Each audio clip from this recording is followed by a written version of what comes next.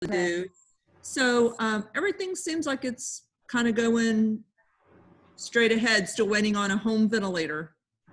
Mm-hmm. And the ventilator companies quit making them to make adult ventilators. Right. So we're kind of still in that waiting mode. They're beginning to look for a place to live. And Justin got a job last week. Yay! Yeah. Oh, So that's wonderful. That's a really good thing. So yeah, we're excited. Thanks for asking. Sure. Well, I'm just thankful to see things going forward for all of them. And, being able to do more with her is such a blessing. Yeah, it is. It is. Thank you.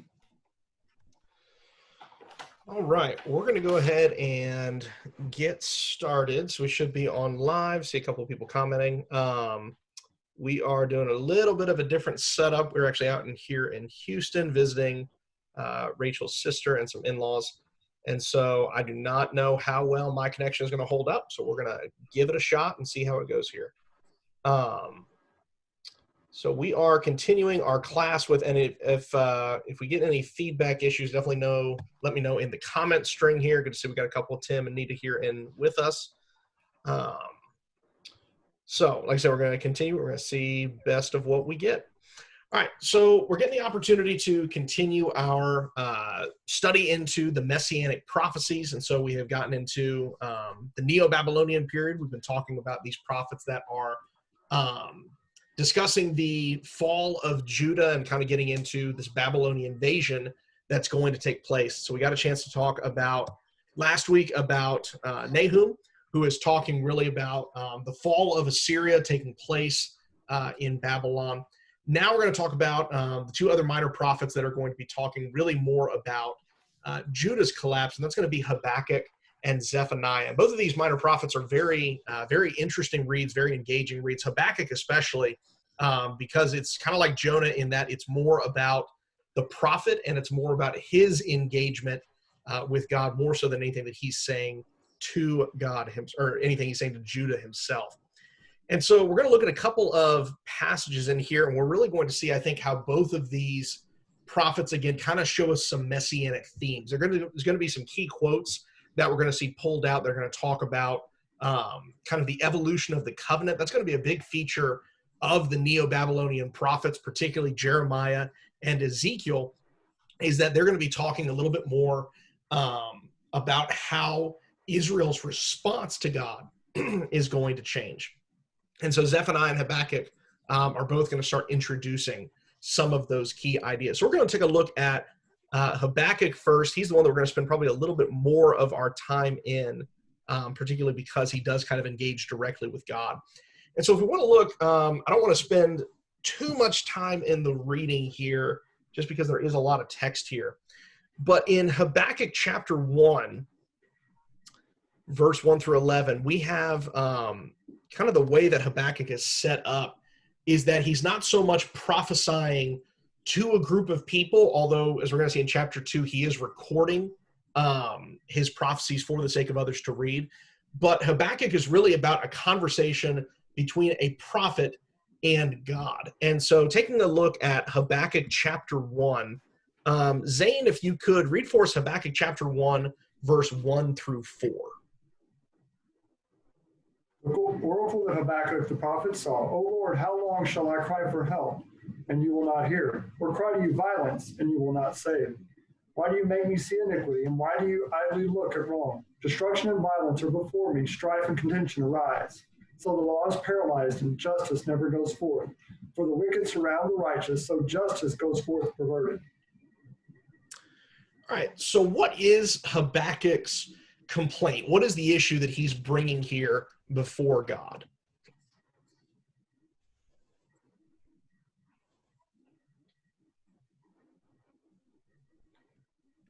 I see violence, I see wrong, I see sin, I see evil, and righteousness is not there, and you're not doing anything about it. Yeah, exactly. So Habakkuk is basically he's less challenging Judah. He's not really questioning if they're going to change. He's really asking, God, how long are you going to let this take place? I've cried out to you as a prophet. I'm calling for help. I'm calling out the sins of the people. There's violence, there's iniquity, there's wickedness, destruction, all these things.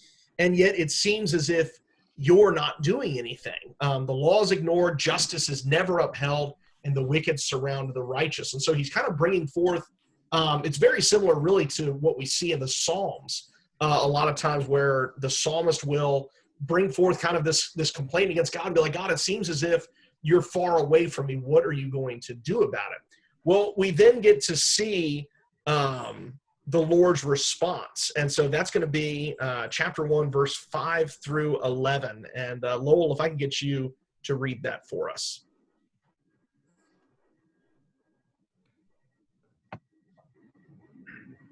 Look among the nations and watch, be utterly astounded, for I will work a work in your days which you would not believe, though it were told you. For indeed I am raising up the Chaldeans, a bitter and hasty nation, which marches through the breadth of the earth to possess dwelling places that are not theirs. They are terrible and dreadful. Their judgment and their dignity proceed from themselves. Their horses also are swifter than leopards, and more fierce than evening wolves. Their chargers charge ahead, their cavalry comes from afar. They fly as the eagle that hastens to eat. They all come for violence, their faces are set like the east wind. They gather captives like sand. They scoff at kings, and princes are scorned by them. They deride every stronghold, for they heap up earthen mounds and seize it. Then his mind changes and he transgresses. He commits offense, ascribing this power to his God. All right. So in response to Habakkuk's complaint that justice seems far off, that violence is everywhere, what is God's response to that? He says, I'm going to send a terrible and dreadful nation, and they're going to bring violence. Yeah, he says, don't worry about it. Israel, or Judah in this instance, is not going to get away with this forever. I'm going to send the Babylonians. I'm going to send this terrible army, and they are going to come. You have never seen an army like this one. They are coming to destroy, to reap destruction, and they are, and he even says at the very end there, they whose strength is their God. And so God is clear that these are not his new people. These are not his faithful people. This is a terrible scourge coming upon like it's come upon in the book of Judges, coming like it's come in the book of Kings. But now it's almost kind of like this ultimate final enemy of Judah, the Babylonians. And so what do we think of this? What is surprising about this section 1 through 11 here?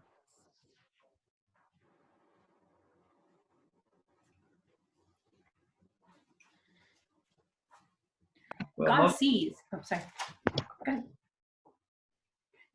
Go ahead, Tracy. Okay. So God sees everything. It's not lost on him when evil is done and injustice happens. It's not going to be taken care of in our time, but God will bring right to the world for that. Yeah, I think it's interesting that we see, especially being a prophet, that Habakkuk, in this case, his issue is not, he doesn't go call for Judah to repent. He doesn't have the situation. Instead, his question is really for God, kind of almost reversing the playing field and asking more like, God, how can you tolerate these things? How can you let these things go by? And God's response is really reassuring in a way. We're going to talk about how in some ways it's not. But in a way, it's reassuring because it shows that God has not been blind to what's going on. And so I think what that reminds us is that while we may be in the midst of suffering, we may be in the midst of injustice, of violence, of unrighteousness, or we may be thinking, this seems really odd. Why is God not doing anything about it? God's response is essentially, I'm working in a way that you can't see right now. Because the time period that Habakkuk is writing, this would really probably be during a time where the Babylonians are not a very obvious threat. We've already seen the Babylonians have been foreshadowed in Micah and Isaiah. But even right now, the rise of Babylon is really, really sudden. I mean, it really, once they kind of come to power, it's a surprise in some ways because the Assyrians have been dominant for so long. And so it would be a little bit of a surprise to Habakkuk to hear that this still kind of small power would rise up with it. And so it shows that God is working in ways that we may not always perceive. And so in some ways, this is a comforting passage. What are some other ways that this is a little bit of a surprising thing to see?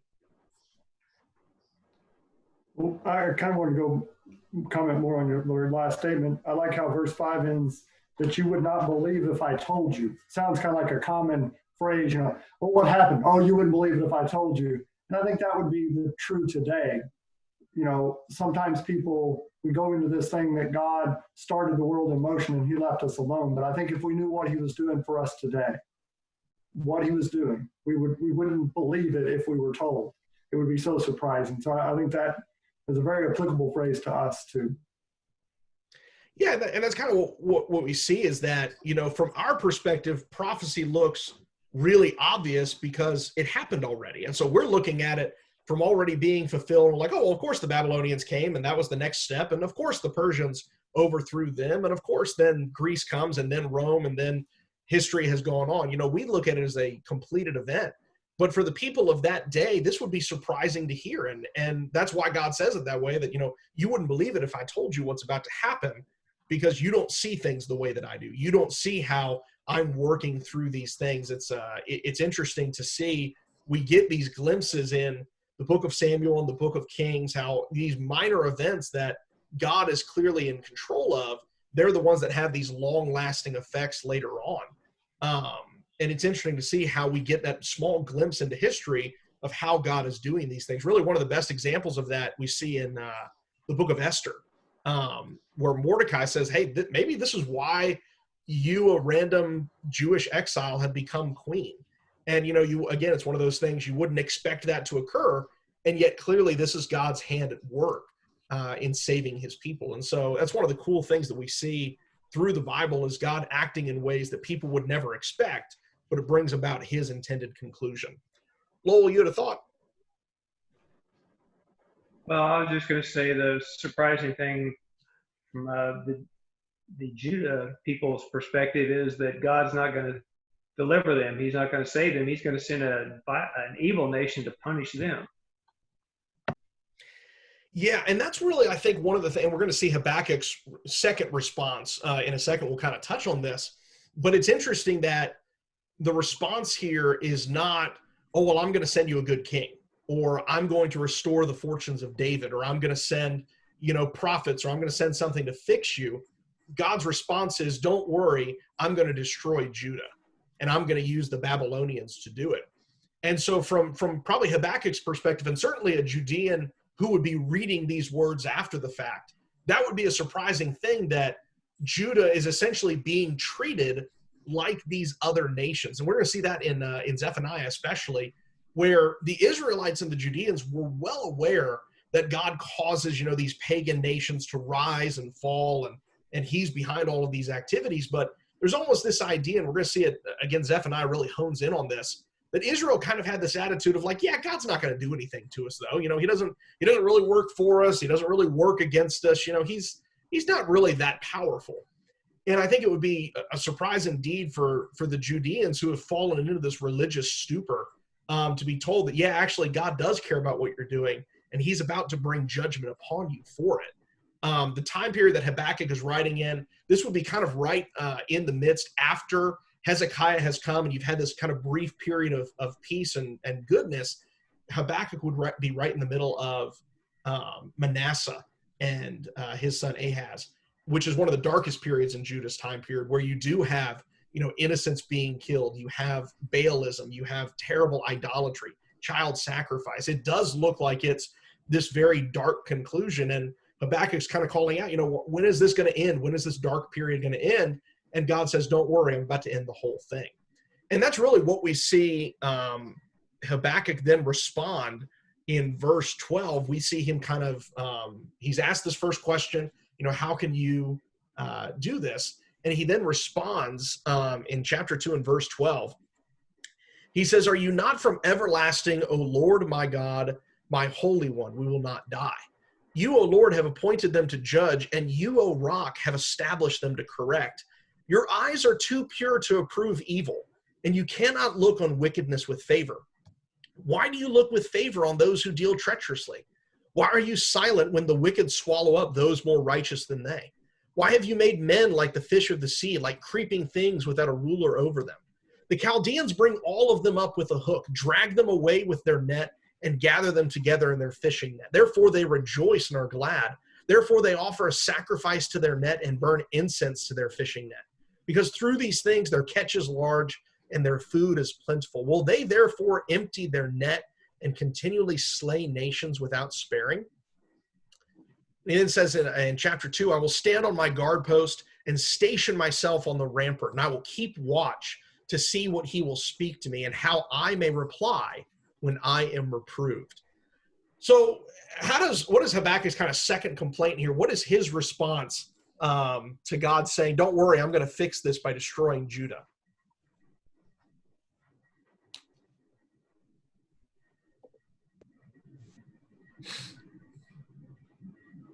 So you're just going to kill everybody?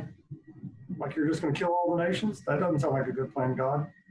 Yeah, Habakkuk definitely kind of expresses some doubt. He's like, the Babylonians are worse than we are. How is that a response? How is that a way to fix this? You're just going to let the wicked swallow up the righteous, even those of us who are good, who are faithful. And you're going to have the Chaldeans are way worse than us. They worship strength. They worship the destruction of other peoples, and they just keep destroying everybody. How is that fixed the problem, Lord? How does it work that you tolerate the wicked like this? And he says, I'm going to kind of, I'm going to stand on the guard post. I'm going to kind of wait for your answer because I really want to hear, God, what you have to say. And so Habakkuk's response is like, this doesn't make any sense. I thought you were going to fix Judah, but your solution is to use the Babylonians, who are even worse than we are. And so we then get, and we're not going to read the entirety of the response because it's the rest of the chapter, but Jason, if you want to read for us chapter 2 and verse 2 through 4. Then the Lord answered me and said, write the vision and make it plain on tablets. Then he may run who reads it. For the vision is yet for an appointed time, but at the end it will speak, and it will not lie. Though it tarries, wait for it, because it will surely come. It will not tarry. Behold the proud, his soul is not upright in him, but the just shall live by his faith. All right. So in these couple of verses, what is God's response to Habakkuk's complaint?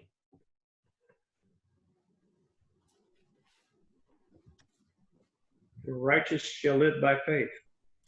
Yeah, so the righteous shall live by his faith. And we're going to take a look at how the New Testament picks up on this idea. But this is a really cool in the prophetic corpus. This is a cool moment because what is the Lord telling Habakkuk to do?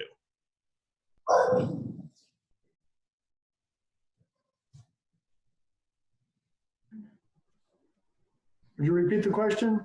What is in verse 2 particularly, what does Habakkuk what does the Lord tell Habakkuk to do? Wait. Well, make it, warn everybody, but write it down. I'm being plain. This is going to happen. Get over it if you don't like it, and prepare. The righteous will live by faith. Yeah, so his response is write down what's about to happen. You record this vision, you inscribe it on the tablets so that the one who reads it may run. He says, basically, this is how the righteous are going to live. If you want to know how, you're wondering how the wicked are going to swallow up the righteous, well, the righteous people, they're not going to be here. They're going to have gone already because they're going to be aware of what the Lord has ordained, and they're going to see the signs. They're going to see the approach of Babylon, and they're going to get out. They're going to leave. And so that's how Habakkuk is using this phrase, the righteous will live by his faith, is that the faithful who hear the words of the prophet, they're going to get out of Dodge. They're going to say, hey, it's not the time to be in Jerusalem. We know what Habakkuk said. Habakkuk said, when Babylon shows up, it's time for us to get out of Dodge. And he's basically saying it's not time yet. This isn't going to happen right now, but it's coming and it will not fail. And what I'm telling you to pass is not going to tarry, or it's not going to fail. It may wait, but you wait for it. And it's certainly going to come without delay. And he then goes on later on to kind of make the point that, as Nahum did, that Babylon is not going to prosper for this, that Babylon will fall as well. But his message for the faithful, for the righteous, is that you wait for this to come, and when you see it, you get out of Dodge. So we then have this phrase, the righteous will live by his faith. So what Habakkuk is using it as is basically, if you're righteous, you're going to live because you're not going to be here when I say that this is going to happen. Now let's look at how the New Testament kind of uses that context and brings it into the New Testament. So there's 3 times where this passage is used in the New Testament. So I'm going to get, let me get the Rhodes clan, let me get one of you guys to read Hebrews chapter 10, verse 35 through 38. And then I'll get one of the mocks to get me Galatians chapter 3, verse 11 through 14. And then I will get one of the Koenigs to get me Romans chapter 1, verse 16 through 17. And Rhodes clan, whenever you get that, hit us up. Therefore, do not throw away your confidence, which has a great reward, for you have need of endurance, so that when you have done the will of God, you may receive what is promised. For yet a little while, and the coming one will come and will not delay. But my righteous one shall live by faith, and if he shrinks back, my soul has no pleasure in him. All right, and then Galatians 3. 11 through 14. Yes, sir. But that no one is justified by the law in the sight of God is evident, for the just shall live by faith. Yet the law is not of faith, but the man who does them shall live by them. Christ has redeemed us from the curse of the law, having become a curse for us. For it is written, cursed is everyone who hangs on a tree, that the blessing of Abraham might come upon the Gentiles in Christ Jesus, that we might receive the promise of the Spirit through faith. All right, and then Romans chapter 1. For I am not ashamed of the gospel of Christ, for it is the power of God to salvation for everyone who believes, for the Jew first and also for the Greek. For in it the righteousness of God is revealed from faith to faith, as it is written, the just shall live by faith.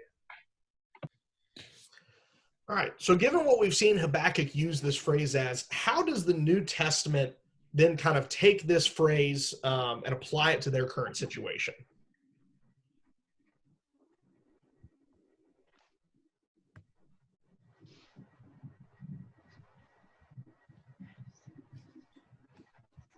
Well, I think they said, well, when Christ has come, so when we believe that he is God's son and we believe that he was the righteous one sent by God and we live our lives according to his will, then we'll be saved. Yeah, so they kind of, what you see is that the New Testament is kind of changing it from, the Old Testament. Habakkuk is using that as basically if you have faith in what God is promising, you're going to be prepared for the coming of the Babylonians. If you're listening to what the prophets are saying, you're going to be aware of what the Lord has promised. And so the New Testament writers take that mindset of faith in God's promises and they apply it to the promises of Jesus, that Jesus, who has come, who has been really identified throughout the prophetic works as linked with the coming of the Lord, with the day of the Lord, with the judgment of the Lord. If we believe what has been prophesied about Jesus, then we're going to be ready for that day. That's going to be our salvation from injustice, our salvation from the wicked, from the violent, from the unrighteous. Our salvation is going to be this coming of the Lord. And so that's what the Christian takes faith in, is these prophetic promises that we may not know when it's going to come. It may be a long time. It may be 2,000 years after Jesus promises that he's going to come, that he's going to be here. But we know that it's not going to fail. We know that he is going to fulfill his promises. And so our obligation then is to wait for the Lord and to be prepared for that day. What else do we see about the New Testament writers, how they're using this verse? Tracy? Hebrews mentions that idea of you have need of endurance. So this idea that difficulties and hardships will come, and you have to persevere through them. And I think you see that in Habakkuk too. I mean, I don't think everybody in faith is really going to run away. You can think of Daniel and Shadrach, Meshach, and Abednego, and Ezekiel and others who were faithful, Jeremiah, who's carried off, into Egypt. And the righteous will suffer, but they will live through faith in God. It's how spiritual life comes. And you need an endurance for that. Yeah, and so that's part of that is part of kind of the difficulty of reading what Habakkuk is saying here, is that we know that some of the righteous are not going to be able to get away. That even if they know, like Jeremiah is a great example, Jeremiah knows exactly what this means. He knows what the Babylonian standard means. He knows what's going to occur. We know Ezekiel knows the same thing. And so, but what we're going to see is that those righteous are aware of what's going on, and they're going to essentially go along with what the Lord says. And it's interesting, we see at the very end of the book of Kings, there's kind of this coda that sometimes gets skipped over. But after everybody's been taken away, there's these people left in the land, and there's a guy, Gedaliah, who becomes kind of the governor of the Babylonian conquered province. And he tells everybody, he's like, hey, listen, we need to calm down. We need to serve here, and we need to wait for the Lord to tell us what to do. And we're just going to be here. And Israel kills him, and then they have to flee to Egypt. And it's kind of showing that even after this punishment, even after the great destruction that Babylon brings, that Israel that's left there, they're still not listening to God. They're still not waiting on the Lord.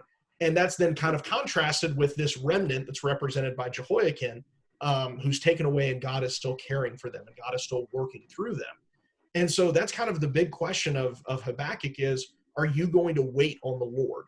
And sometimes that's going to mean you're going to be carried off with the wicked as well, but do you have confidence in what the Lord is going to see? And so Habakkuk's prophecy and his writing down the tablets, not a guarantee that if you escaped, you were righteous, and if you stayed, you were not.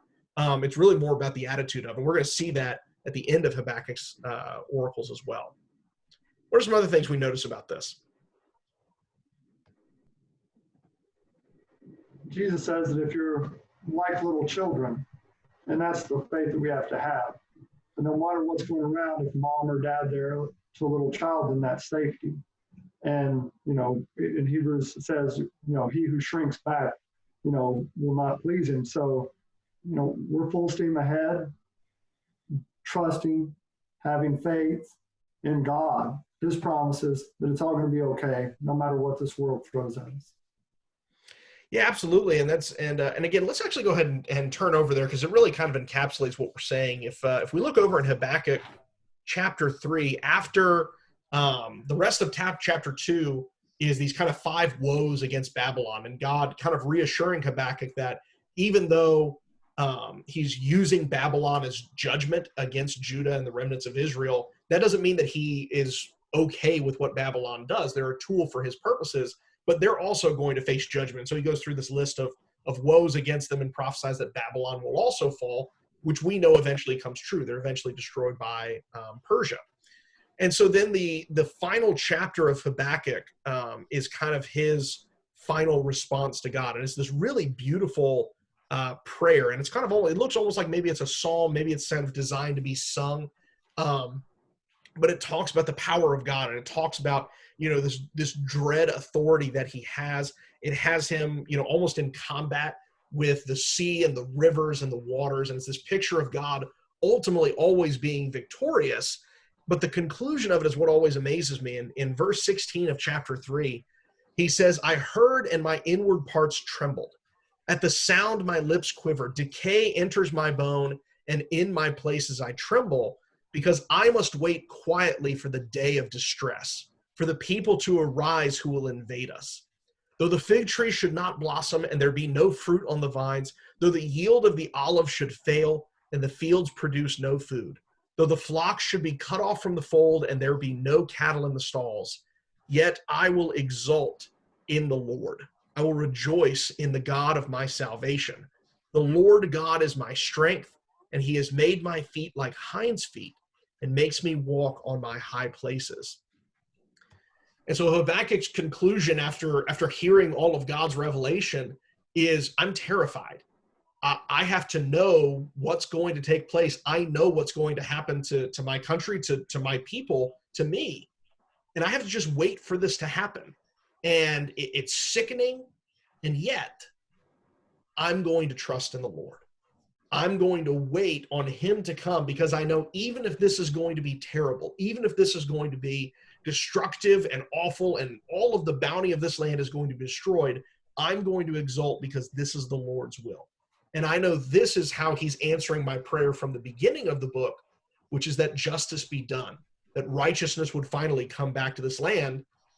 And I may not like it, but this is how the Lord is going to do it. It's an incredible statement of faith for Habakkuk to basically say, once I was a watchman waiting for God's reply, now I'm the watchman knowing God's reply and still waiting to see what's going to occur, still waiting that the Lord is going to bring about this ending. And really, I think that is the picture that we have of Christians in the New Testament. If you look over at James chapter 5, and Zane, I'm going to get you, if you would, to read this for us. James chapter 5 and verse 7 through 8. We kind of find ourselves in the same position as Habakkuk. God's told us the end game.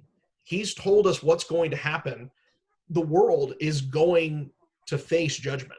The world is going to face this destruction. All of the nations of the world will go the course of Babylon and Assyria and Judah and Israel. They will all ultimately fall before the Lord. And that's how he's going to fix the problem of human injustice and human destruction, is through his righteous judgment. And that wrath is going to be terrible to see. And we know that. And we have to just sit here and essentially wait for it.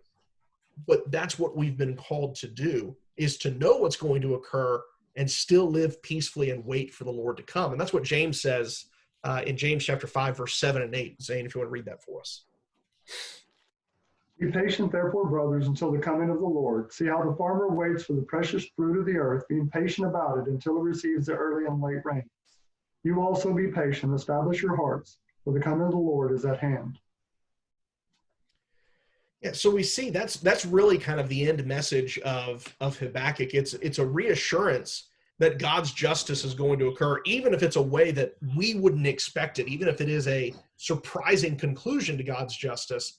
Habakkuk is reassured that God's justice is going to come. It's going to come on Judah, it's going to come on Babylon, and it's going to come on all the other nations that follow after that, that God is not going to let injustice go unpunished.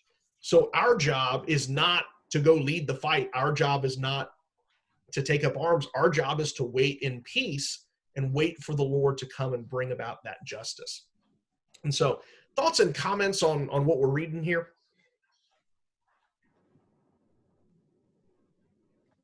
You're saying the song in his time. Sorry, go ahead. And it's probably the worst. It's probably the worst song to really try to live in his time. He makes all things beautiful in his time. Not my time, not when I wanted it, not how I wanted it. But it's a very much a challenge to me when I sing it. Yeah, absolutely. And this is something that's repeated a lot of times. We see Peter makes a very similar discussion in 2 Peter. We see Paul talks about this idea, about the idea of waiting on the Lord, of being able to essentially not have control over these situations. And Paul's whole point is that you're not in control of yourself. You're not in control of your circumstances. You're not in control of when the Lord is going to come or how the Lord is going to come. So don't worry about those things. You worry about living peaceably, waiting for the Lord to come. And so it is a difficult thing to work and practice. But if anything, maybe these situations that we're living right now remind us of how little control we have. So all we can really control is our response and whether we're going to accept the will of the Lord or fight back against it. Other thoughts or comments on what we're looking at here in Habakkuk? Cheryl quoted another song, and that is, Scripture, be still and know that I am God.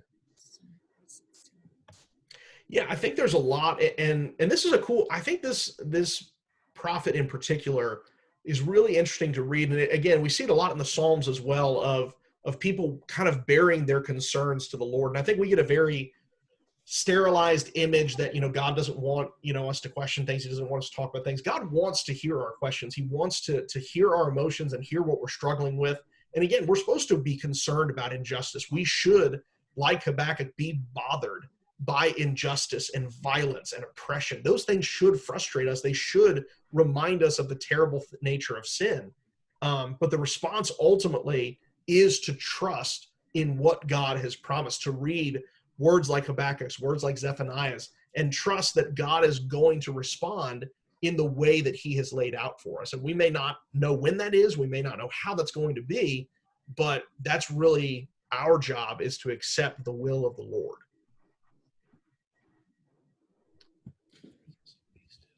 And then Gail makes a comment. I got to flip back over. I don't have a physical Bible, so I'm flipping back and forth on Bible Gateway. She says chapter 2, verse 18 through 20. She makes the comment, what profit is the idol when its maker has carved it, or an image a teacher of falsehood? For its maker trusts in his own handiwork when he fashions speechless idols. Woe to him who says to a piece of wood, awake, to a mute stone, arise. And that is your teacher? Behold, it is overlaid with gold and silver. There is no breath at all inside it, but the Lord is in his holy temple. Let all the earth be silent before him. And so that's coming right at the end of that series of woes against Babylon. And it's kind of drawing this contrast that, Babylon is trusting in these false idols, and really Judah is as well. It's the work of men's hands. And you're going to trust in essentially your own strength, the own things that you've created, or are you going to trust in the Lord that is in his temple, that is the creator? And that really is the ultimate question that's asked of us, is where are you going to place your trust? Are you going to place your trust in God, or are you going to place your trust in the works of your own hands? So yeah, excellent comment to add into that discussion. Any other thoughts or comments on the book of Habakkuk before we talk a little bit about Zephaniah? I noticed him in Habakkuk on that last reading. He was talking about, I will quietly wait. Mm-hmm. And then in James, he mentions to be patient and have trust. And I think both those things are so related, because for us it means to wait patiently means we have to have confidence and trust that the Lord is going to take care of it. Yeah, we don't often like in our culture reading about those ideas of being quiet, of being still, of being, we're so used to the opposite of that. That's why I think so many people have had such trouble with the past 2 months, is it's complete different from what we normally do. But that really is the image that's given, is of what we tell our children all the time. Hey, sit still, be quiet. I told you I'm going to do something. Have faith that I'm going to do it. And so, for, easy example, Genevieve will say, hey, can I have, a piece of candy? Well, give me a couple minutes. I'm working on something. Okay. Well, if she keeps coming back every 30 seconds, which she does she really trust that I'm going to give it to her? Or does she feel like she keeps needing to remind me? She keeps needing to try to get these things from me. And, that's kind of the difference. And that's kind of that idea that we're looking for is, or do we really trust in what God says? Do we really have confidence? If we do, then we can be quiet. Then we can sit, and it may make us uneasy, but we can have confidence that the Lord is going to do what he's promised. We can have confidence that no matter how long it may take, that God hasn't forgotten about us, that God hasn't let something slip, that God is still who he is, and he's still going to accomplish his goals. Any other thoughts or comments on the book of Habakkuk? All right, so as we look at just the next page over on the book of Zephaniah, and so both of these prophets, as you can tell, there's not a whole lot of specific messianic verses, but what we're seeing are some of these themes, just kind of like we do with Nahum, of the development. And so Habakkuk is really the idea of patience with the Lord, is really the idea of waiting on the Lord. Zephaniah is a little bit more of a traditional prophet. It is more of the message of Israel, of Judah's sins. He kind of has a lot of similarities to Micah, who gives a very similar message to Judah several decades earlier. He's going to be prophesying in the days of Josiah. And so this is either right before Josiah has done his great reforms, or perhaps it's during. There's kind of some debate about that. But Zephaniah is going to kind of remind us of why judgment's coming upon Judah. And so he spends really the first chapter and a half talking about the syncretism that Judah has fallen into, that they are worshiping both Yahweh and the Baals. They are perverting justice. They are destroying really what the Lord was supposed to be about. And so Zephaniah is reminding them of the day of the Lord that is coming. He's really honing in on this day of judgment. And so he spends the entire first chapter really talking about this, talking about how terrible that day is going to be. He says in verse 15, a day of wrath is that day, a day of trouble and distress, a day of destruction and desolation, darkness and gloom, clouds and thick darkness, a day of trumpet and battle cries.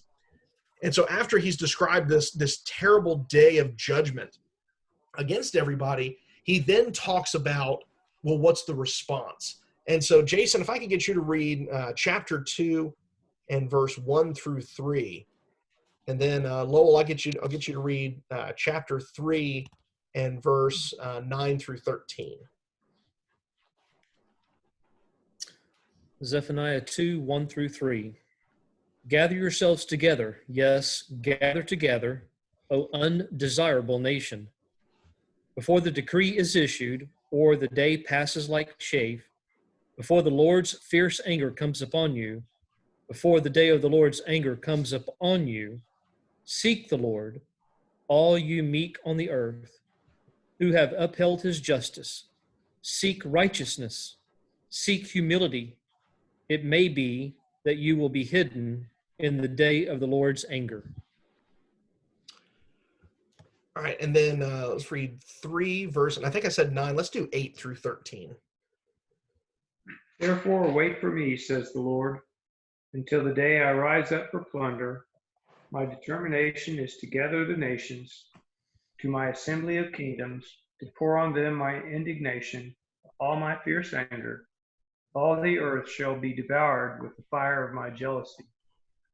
For then I will restore to the peoples a pure language, that they all may call on the name of the Lord, to serve him with one accord.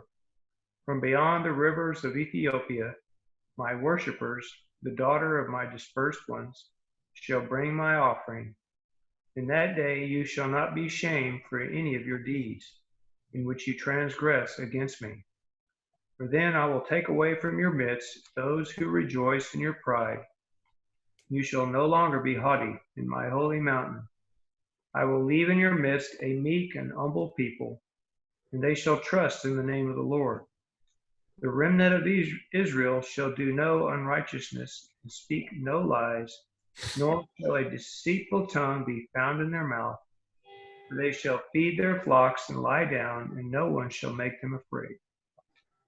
All right, so we see Zephaniah describe here this idea of the remnant. We've talked about this a couple different times in different prophecies of kind of what's the next step after Judah has been cleansed, after judgment has come through Babylon. What's the next step? And we know that God has already promised that, you know, all the nations of the earth are going to be blessed through the family of Abraham. There's going to be the king after David. There's all these things that we know are going to take place afterwards. So the prophets often talk about what does it look like after that. And so Zephaniah really gives us an important image here of this remnant and what that's going to look like. So what are the people, the remnant of Israel, going to look like? What kind of people do we see make that up?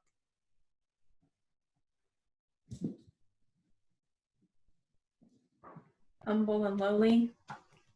So we see the description of the humble and the lowly, and that's kind of contrasted with what he says in verse 11 of chapter 3, that the proud, the exulting ones, they're going to be removed from the midst. The ones that have rebelled against the Lord, they're going to be removed. And what's going to be left is the humble, the lowly. What else do we see?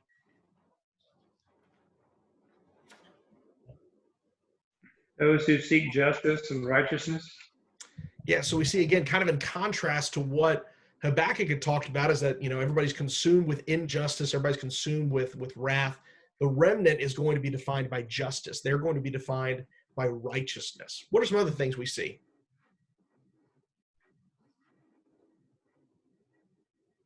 They will seek refuge in the Lord and in the name of the Lord.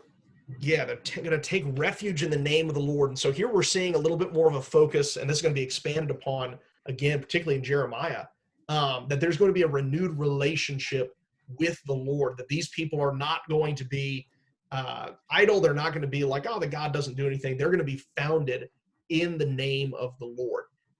And then it's interesting, what does it describe in verse 13 of the remnant of Israel?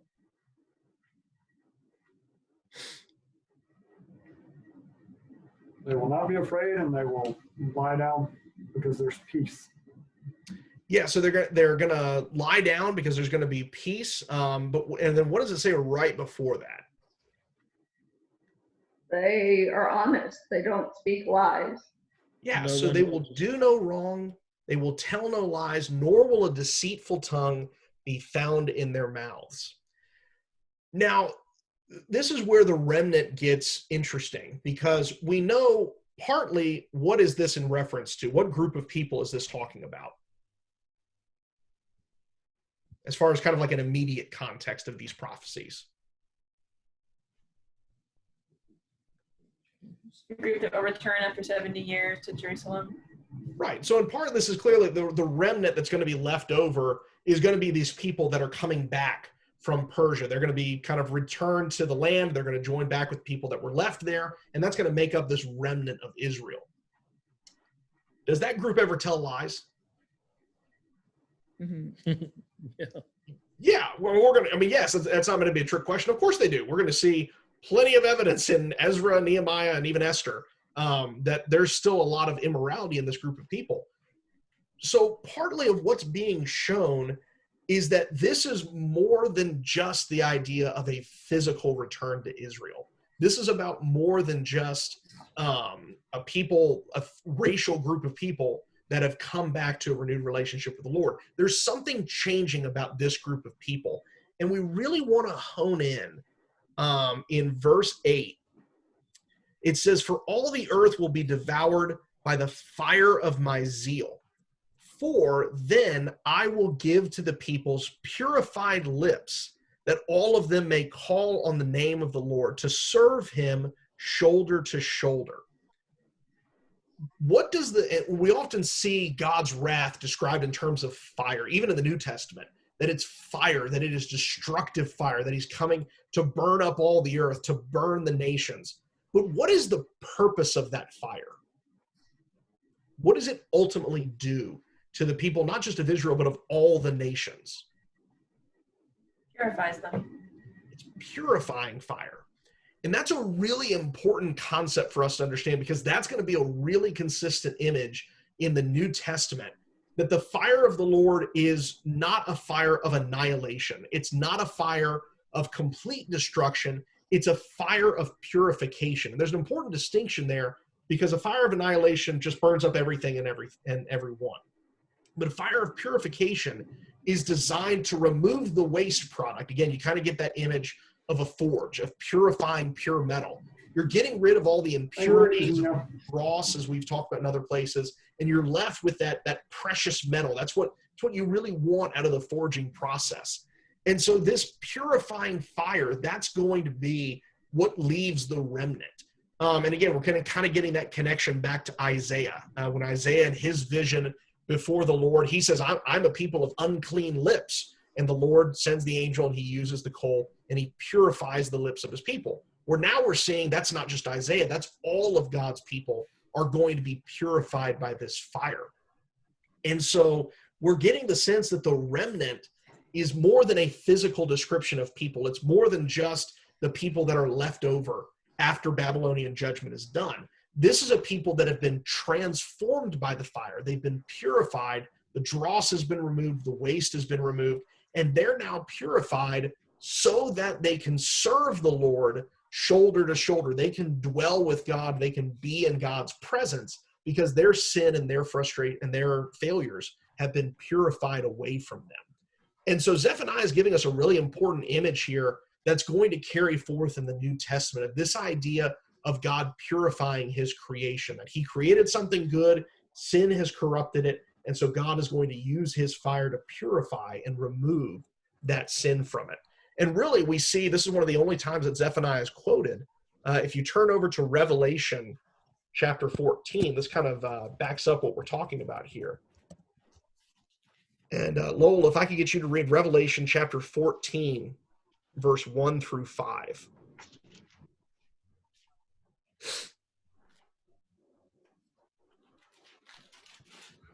Okay, 14, 1 through 5. Then I looked, and behold, a lamb standing on Mount Zion, and with him 144,000, having his father's name written on their foreheads.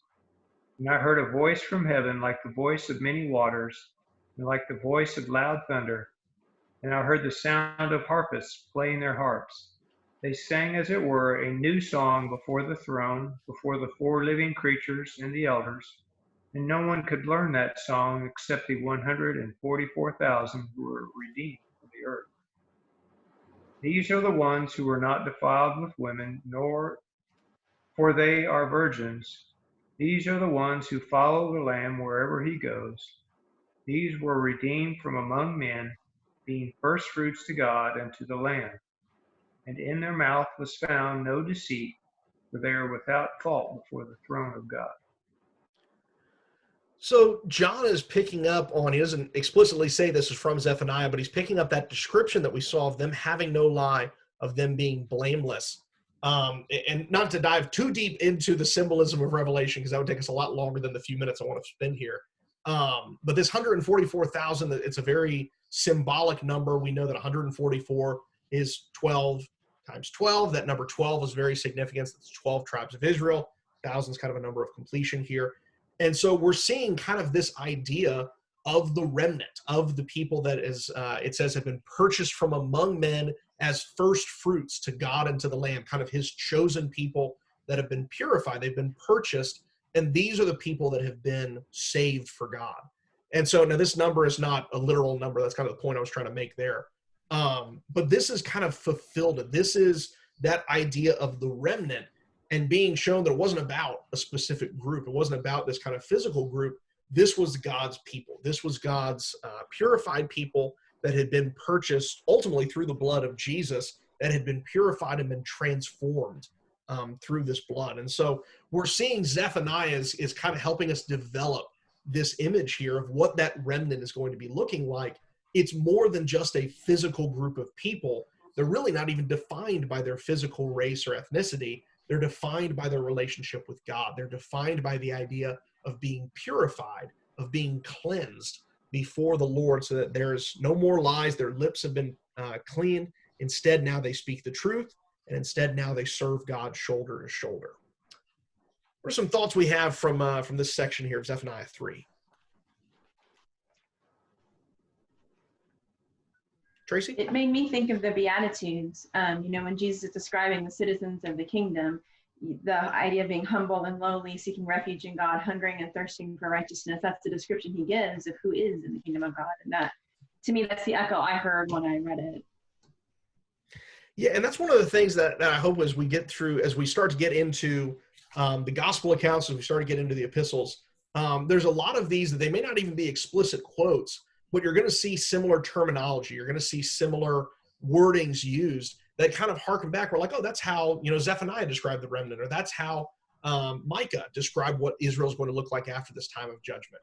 And so we're going to see there's a lot of richness to the descriptions that the gospel writers and Paul and the other epistle writers use, and they're hearkening back to these prophetic images. And I think they're very intentionally, through the guidance of the Holy Spirit, using these images to connect these two ideas. So yeah, we're definitely going to see a lot of connections between these.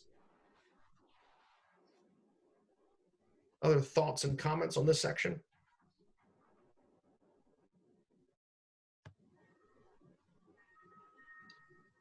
All right, well, I think we're going to see, so next week we're going to start getting into Jeremiah, who's going to have a lot to say to us about Messianic prophecies. We're going to start being able to break down some specific Messianic prophecies. But these themes that we're seeing in Nahum and Habakkuk and Zephaniah, all of those are really going to be expanded upon in Jeremiah and later Ezekiel as well. And then especially in Daniel and the post-exilic prophets. We're going to start seeing more and more this remnant take shape. And Jeremiah and Ezekiel are going to talk a lot about the character of the covenant people. And so they're going to kind of start picking up this language of the remnant and start talking about what does it look like to be remnant people. And that's where we're going to get great passages like the new covenant, the hearts of stone being replaced with hearts of flesh. All of those are building off of these images that we're seeing in the minor prophets. And so I know we haven't seen a whole lot in Nahum, Habakkuk, and Zephaniah of really explicit Messianic prophecies, but they're all kind of laying the groundwork that we're going to see ultimately pay off in some of these major prophets that discuss the remnant and what the remnant is going to look like. And they're going to then be led ultimately by this Messianic king.